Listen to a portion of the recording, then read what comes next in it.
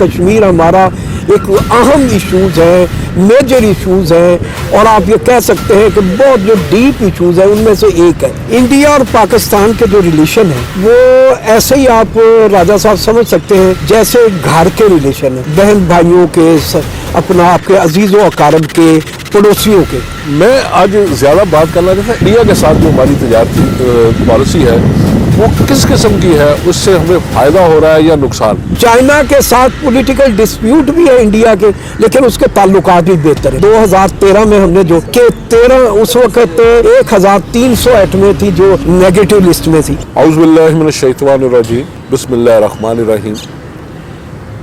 ناظرین، دنیا میں اور خاص طور پہ کسی ملک کے ہمسائیگی میں اگر ان کا کوئی ڈسپیوٹ ہے، کوئی مسئلے مسائل ہیں، تو وہ ملک اس وقت تک کبھی ترقی یافتہ نہیں بن سکا یا ترقی کی دوڑ میں دنیا کے ساتھ نہیں چل سکا جس نے اپنے ایشوز کو پہلے سالو نہ کیا ہو، اور خاص طور پہ تجارتی ایشوز۔ کیونکہ جب ہم اپنے قریب کے لوگوں سے تجارت نہیں کریں گے تو ہمیں تجارت جو ہے وہ ہمارا امپورٹ بل بھی بڑھے گا اور ہمیں خسارہ بھی ہوگا۔ جو چیز ہم اپنے ہمسائے سے سستی خرید سکتے ہیں، اپنی کرنسی میں بھی خرید سکتے ہیں یا ان سے لیٹرل ٹریڈ کر سکتے ہیں، بارٹر کر سکتے ہیں، وہ ہم دنیا کی مارکیٹ سے نہیں کر سکتے۔ آج میرے ساتھ انڈو پاک تجارتی فورم کے چیئرمین جناب نور احمد قصوری صاحب موجود ہیں۔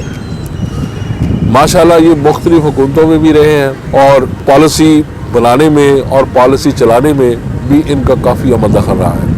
آج ان سے پوچھیں گے خصوصی طور پہ کہ ہمیں انڈیا کے ساتھ جو ہماری تجارتی پالیسی ہے وہ کس قسم کی ہے، اس سے ہمیں فائدہ ہو رہا ہے یا نقصان۔ جناب نور احمد قصوری صاحب۔ بسم اللہ الرحمن الرحیم۔ یہ جو موضوع ہے انڈو پاک ریلیشن، یہ پاکستان کے لیے اور اس ریجن کے لیے بڑا ضروری ہے کہ ہم اس پر کھل کر بات کریں۔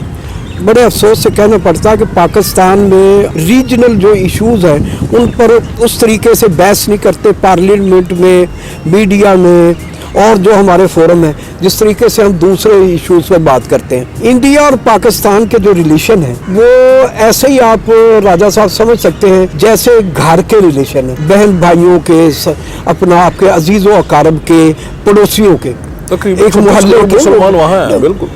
کئی اور پھر ہمارا کلچر، اس کے حوالے سے ہمارے اکنامک ایشوز ہیں، ہمارے انوائرمنٹ کے ایشوز ہیں، اور کئی ایشوز ہیں جو ہم انڈیا کے ساتھ بہتر تعلقات نہ ہونے کی وجہ سے آج ہمیں، اب دیکھیں جیسے ہمیں اب پیٹرولیم پروڈکٹ ہے یا انرجی ہے، ہمیں مڈل ایسٹ سے یا یورپ سے اگر ہم لاتے ہیں ٹائم کنزیومنگ بھی ہے اور کاسٹلی بھی ہے۔ اسی طریقے سے ہم کوئی چیز چائنا سے منگاتے ہیں یا دوسرے اسی فار ایسٹ سے منگاتے ہیں تو اس میں ٹائم ہمارا بہت زیادہ لگتا ہے۔ انڈیا کے ساتھ ہم اگر ہمارے پولیٹیکل، بزنس ریلیشن اور انوائرمنٹ ریلیشن اچھے ہوں تو ہم پاکستان کے جو موجودہ کرائسس ہے پاکستان کا اس کو ہم بہتر طریقے سے حل کر سکتے ہیں اور کم قیمت میں حل کر سکتے ہیں۔ اب دیکھیں نا، اگر ہم نے پیٹرولیم پروڈکٹ ہے، ہم جب سعودی عربیہ سے، کویت سے، برازیل سے، نگاراگوا سے اگر ہم منگاتے ہیں تو اس میں کہیں 40 دن کا فرق ہے، کہیں 37 دن کا ہے، کہیں 27 دن کا ہے۔ اگر ہم انڈیا سے پیٹرولیم پروڈکٹ امپورٹ کرتے ہیں وہ 68 آور کا ہمارا معاملہ ہے کہ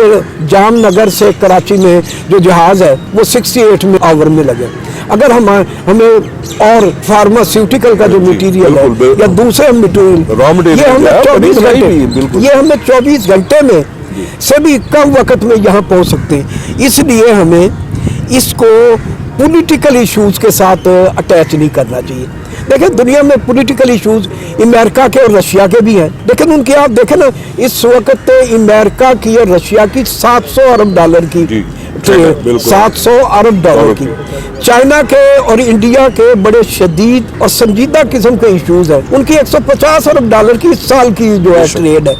اسی طریقے سے ایران کے اور انڈیا کے بھی ایشوز ہیں، لیکن ان کی $50 ارب کی ہے۔ اور مسلمان ممالک ہیں جیسے سعودی عربیہ ہے، یو ہے، اس کے ساتھ انڈیا کے کئی معاملات میں ایشوز ہیں، ڈسپیوٹ ہے۔ لیکن آج سب سے جو میجر پارٹنر ہے انٹرنیشنل ٹریڈ کا، مڈل ایسٹ کا، ابو یو اے ای کا، چائنا کا، ایران کا، تو وہ انڈیا ہے، کیونکہ اس نے اپنے ایشوز کو پولیٹیکل معاملات کے ساتھ اٹیچ نہیں کیا۔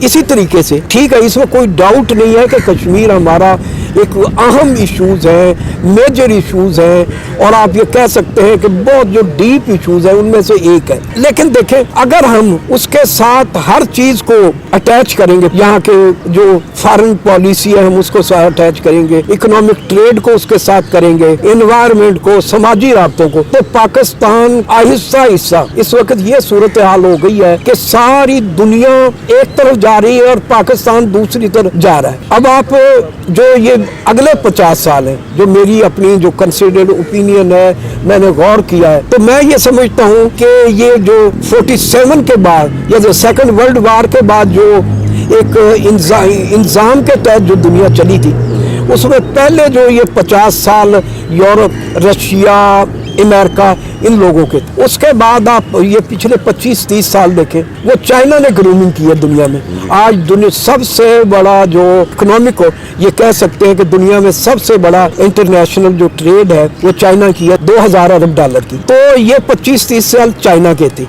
अब जिस तरीके से जो इन्वायरमेंट तैयार हो रहा है पिछले 10 सालों से ये बन रहा है कि ये जो बैलेंसिंग फैक्टर है वो सारा चाइना की फेवर में चला गया था। तो जब तक एक आदमी की फेवर में जाएगा तो वो मतलब मामलात आगे नहीं चल। जैसे कि इस वक्त पाकिस्तान में जो हमारा इकोनॉमिक बैलेंसिंग फैक्टर है वो प्राइवेट सेक्टर की हिमायत में चला गया। तो उस प्राइवेट सेक्टर ने ये किया है कि वो अपनी मर्जी से जो हमें 1.5 लाख 2 लाख रुपए की टोयोटा करोला बेचते थे वो 50 लाख में पहुंच गई है। उसके बाद आप दूसरे देख लें, सीमेंट है, फर्टिलाइजर है, शुगर है, स्टील है, घी है, पाकिस्तान घी है, जरूरियात जिंदगी है, वो कहाँ की कहाँ पहुंच गई। उसमें ठीक है, गवर्नमेंट की पॉलिसियां भी आप कह सकते हैं नरम है, उसके में कोई नरमी होती है, बद इंजामी होती है, बेअमनी होती है, लेकिन प्रैक्टिकली उसका जो मेजर फैक्टर है वो ये है कि पाकिस्तान में इस वक्त जो फैक्टर है वो बैलेंसिंग फैक्टर वो प्राइवेट सेक्टर की हिमायत में चला गया। इसीलिए हमें अब चाहिए कि इस मामलात को दोबारा गौर करें उन्हीं बुनियादों पर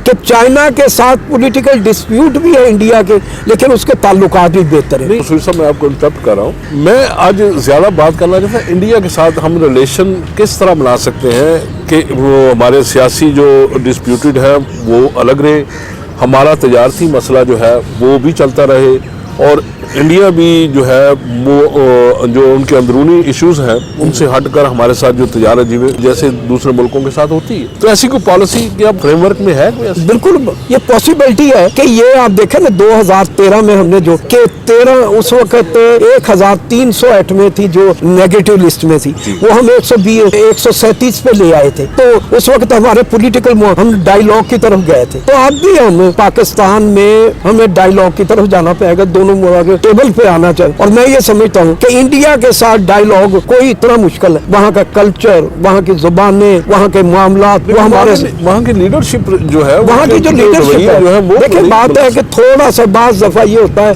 राजा साहब, जब आप किसी से ताल्लुकात बेहतर बनाने के, तो उसके लिए आसानी पैदा करने के लिए आप बेहतर अच्छे माहौल तैयार करना पड़ता है। और मैं ये समझता हूँ कि इस वक्त हमारा जो पाकिस्तान इंडिया बिजनेस काउंसिल का फोरम है वो दोनों ममालिक में मुअस्सर लोगों पर और अहम लोगों पर और इन्फ्लुएंशियल लोगों पर मुश्तमिल है। उसमें 15 मेंबर इंडिया से हैं, 15 पाकिस्तान से हैं, और तमाम वो लीडिंग बिजनेसमैन और इंडस्ट्रियलिस्ट हैं। मैं ये समझता हूँ कि वो दोनों ममालिक की जो लीडरशिप है उसको टेबल पे लाने की बहुत उसमें ताकत भी है। और आपकी मादरत के साथ आपकी बातों से ऐसा महसूस होता है कि जब वहाँ के जो बिजनेसमैन हैं वो भी इस चीज़ को महसूस कर रहे हैं कि हमें पाकिस्तान के साथ मिलकर तजारत करनी चाहिए, ये इससे उन्हें भी फायदा है और हमें भी फायदा है। तो क्या वहाँ उन्होंने कोई ऐसी ग्राउंड तैयार की है कि उनकी हुकूमत भी जो है वो इस तरफ माइल हो? नहीं, वो वहाँ के बिजनेसमैन तैयार है। वो हमारी जो ऑर्गेनाइजेशन है वहाँ, वो कन्फेडरेशन ऑफ इंडियन इंडस्ट्री का एक मेजर फैक्टर है। तो इसी तरीके से पाकिस्तान इंडिया बिजनेस को पाकिस्तान में, तो वो तैयार है, वो वेलकम भी हमें करते हैं, हमारे मामलात में इशूज पे बात नहीं करते। प्रोग्राम का टाइम कम है हमारे पास। बात ये है कि अगर हम संजीदा कोशिश करेंगे तो कुछ दूर नहीं कि हम मंजिल को पालेंगे, और गुर्बत जो कि दोनों मुल्कों का इशू है उसमें भी कमी आएगी, और जो असले के इतने बड़े बिल हमें हथियारों पर जो पैसे खर्च करने पड़ते हैं उसमें भी कमी आएगी, और दोनों मुल्कों के अवाम को इसका फ़ायदा होना चाहिए, और इंशाल्लाह होगा। इसी के साथ नूर मोहम्मद कसूरी साहब आपसे इजाज़त चाहेंगे और राजा रियाज को इजाज़त दीजिए। अल्लाह हाफ़िज़।